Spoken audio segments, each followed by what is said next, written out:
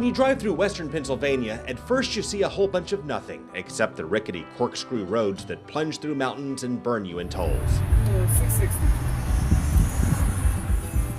But when you peel off the main artery, you find the heart of the state in small towns and communities like Hershey. Well, of course, the biggest single thing it makes is chocolate. The iconic Hershey chocolate factory put this place on the map, but the people brought it to life. Made it down the coast in 17 hours. People have a lot of integrity. They care about the community. I'm hoping for all that I can see my baby tonight. We are a very family-oriented area in Hershey. Rock me, mama, like a wagon wheel. And they really care about this election. Here, everybody comes together and we actually talk about things. But many still can't figure out which way to vote. It's really weird because usually that hasn't happened in the past elections. He's right, the Democrats have owned Pennsylvania for more than 20 years. But this year, Trump is connecting with voters here in ways other Republicans could not, by railing on trade deals that drove away jobs and stressing law and order in troubled times. I don't like the loose cannon aspect, but he does tend to come back and make you feel safe again. Trump, a loose cannon who makes you feel safe. Wait a minute, if he strikes you as a loose cannon, how does that make you feel safe? Because I do believe that we have so much going on, and now you're really making this tough for me. So that question I know is going to get wiped from there. You might be surprised. Take two. If he's a loose cannon, why does that make you feel safe? Because Hillary doesn't necessarily make me feel safe either.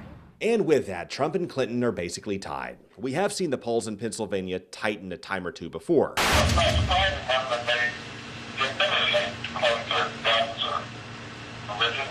Senator Obama nearly blew it by saying the people of western Pennsylvania cling to guns and religion. But then Senator McCain really blew it by muffing his comeback as only he could. Senator Obama's supporters have been saying some pretty nasty things about western Pennsylvania lately. And you know, I couldn't agree with them more. McCain would have lost anyway because he got wiped out in the Democratic stronghold of Philly. Same thing happened to Romney. But this year may be different. Have you decided yet whether you like Hillary Clinton or Donald Trump? Because a lot of swing voters don't seem to like either one. No, I don't know. Not really. I don't. Ken Bowers is a retired spokesman for the Hershey Company who has some thoughts on that. I do like to do weeding. He says his neighbors like to keep politics as clean as their yards. And he says Pennsylvania is torn because the race turned nasty and both candidates have baggage that turns them off. I've never been a big fan of Hillary Clinton. In some ways I have some respect for her, but in other ways I don't. He comes off as very brash, very, very outspoken. And he says they both have failed to key into what makes this state tick. Small-town Pennsylvania is very tuned into Pennsylvania's history and the importance of Pennsylvania's history in the United States of America. You see it on the road to Philly, from Gettysburg to Valley Forge.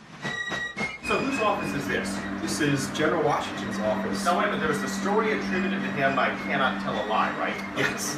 What would he think of Clinton and Trump?